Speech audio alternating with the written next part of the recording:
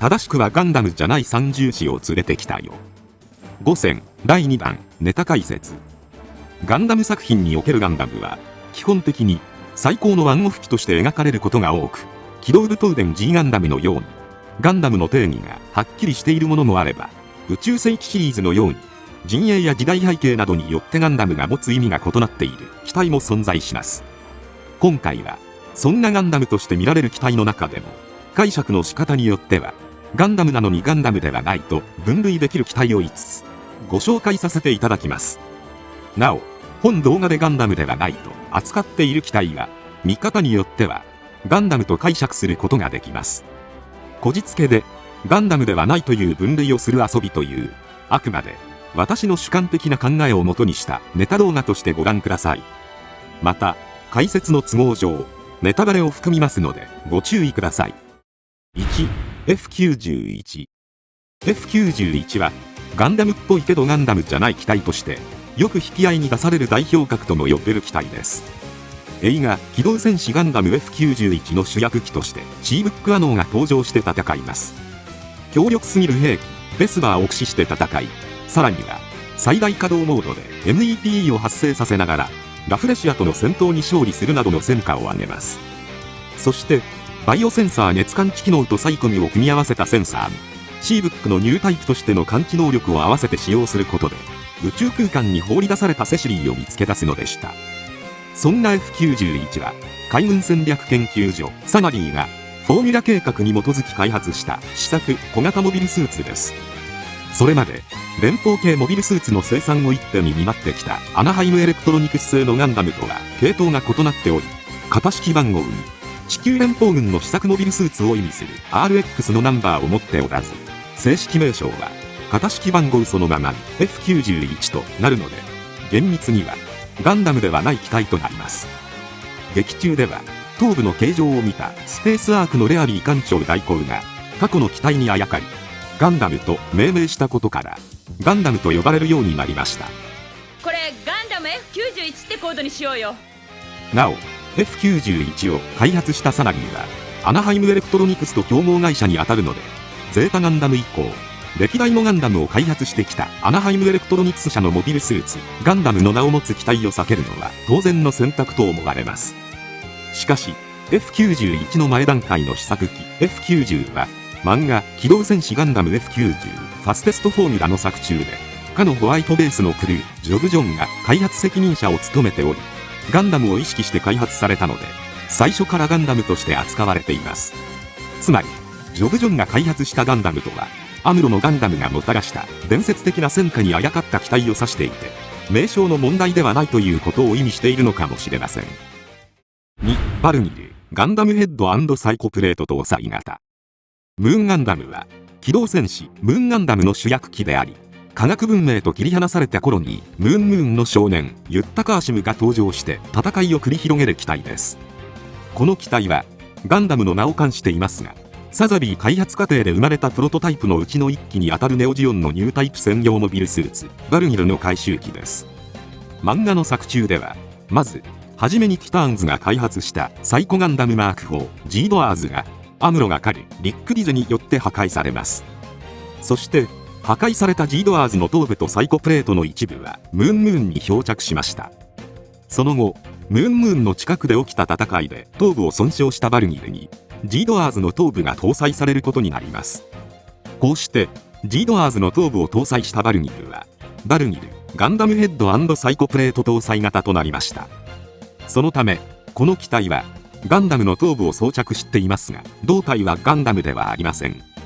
しかし劇中ではバルニルはサイコミが不完全で制御しきれなかった機体でしたが、 G ドアーズの頭部を装着したことでガンダムヘッドがバルニルの制御を乗っ取りシステムを書き換えたという設定になっています。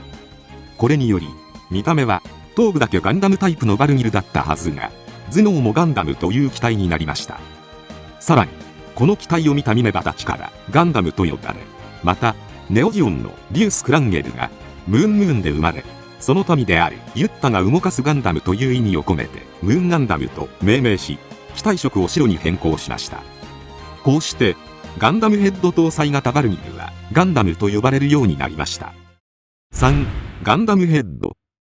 ガンダムヘッドは機動戦士ガンダムサンダーボルトに登場する機体です。地球連邦軍の主力機であるジムの頭部をガンダムタイプのものに変更した機体で、ジオン公国軍にとって脅威のシンボルとなったガンダムの影響力を利用したモビルスーツです。頭部のガンダムの顔は V 字型アンテナの代わりに地球連邦軍のマークを記したもので、探査用のセンサーが増設されています。フェイス形状はガンダムですが、あくまでガンダムの顔でジオン軍将兵を威圧する機体に過ぎず、性能は通常のジムと同等であり、武装もジムと同様のものを使用します。心理的影響を強めるため、カラーリングもオリジナルのガンダムに近い明度の比較的明るい白と青の基調となっており、アバオア空港防戦で戦いを繰り広げる様子が描かれています。なお、後年にはガンダムヘッドを改修した陸戦型ガンダム S 型も登場しており、性能は向上しているものの顔だけの偽物と言われているほか、ガンキャノン2の試作発展機に頭部だけガンダムタイプのものを搭載したブルジーが登場していますが、中身はそのままに顔だけガンダムにすることにツッコミを入れる様子が描かれています。4. パーフェクトガンダム。パーフェクトガンダムは同じく機動戦士ガンダムサンダーボルトに登場する機体であり、ダリル・ローレンツが登場します。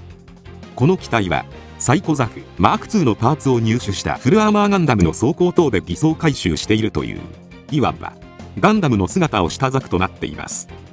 ガンダムとは深い因縁を持つダリルですが、使命を果たすためには強力な武器が必要という考えから、最高のスペックを持つガンダムを入手し、サイコザクと組み合わせました。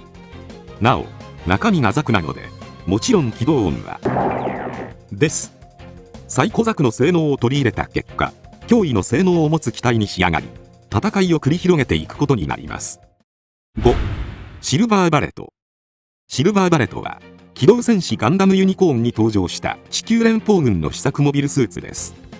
第一次ネオジオン戦争後、アクシズに残存していたドーベンウルフをアナハイムエレクトロニクス社が回収し、ドーベンウルフが搭載していたメガ粒子砲を減らすことで機体重量の軽減に成功した機体です。シルバーバレットは準サイコミテスト用のガンダムヘッドタイプと強化型測定センサーを搭載したジムヘッドの2種類が用意されています。中でもガンダムタイプの頭部の機体はガンダムユニコーンの劇中でガエルちゃんが登場してネオジオングに戦いを挑んでいるほか、機動戦士ガンダムナラティブではこのシルバーバレットを回収したシルバーバレットサプレッサーにバナージリンクスが登場してセカンドネオジオングをビームマグナムで攻撃する様子が描かれています。そんなシルバーバレットはドーベンウルフの回収機と考えるとガンダムではないと解釈することができます。ただしドーベンウルフはもともとガンダムマーク5が原型となっているので、先祖返りでガンダムタイプに戻ったと解釈することも可能という不思議な位置づけの機体になっています。こういったガンダムに見えるけどガンダムではない機体について、まず F91 は開発者たちがガンダムと呼んでいなかったとはいえ、ガンダムの定義を象徴的な存在と考えれば F91 はどう見ても歴代のガンダムの外観をしているのでガンダムとなります。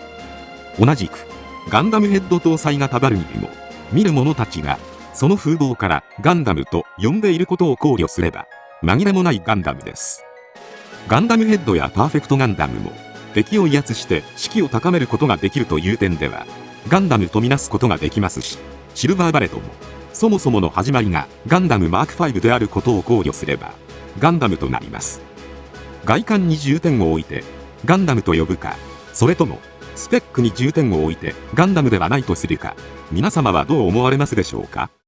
余談ですが F91 のように開発者がガンダムと呼んでいないのにガンダム扱いされることになった機体の一つとして他にユニコーンガンダムがあります。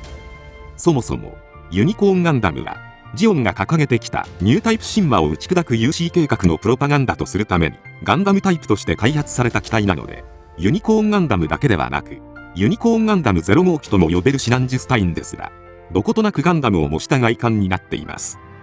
そのためその改良機シナンジュがガンダムに分類できると解釈することもできる機体です。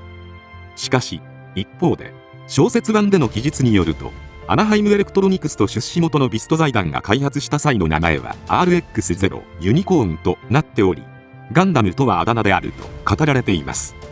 そうすると開発経緯上はガンダムにするべくして作られた機体なのにもかかわらず F91 と同じ解釈をすればガンダムではない機体という矛盾したこじつけもできてしまうのではないでしょうか。ややこしすぎるガンダム問題、深く考えすぎないのが一番のようです。今回はこれで以上となります。チャンネル登録されるかはお任せいたしますので、もしよければもう一本動画を見ていただければとても嬉しいです。最後までご視聴いただきありがとうございました。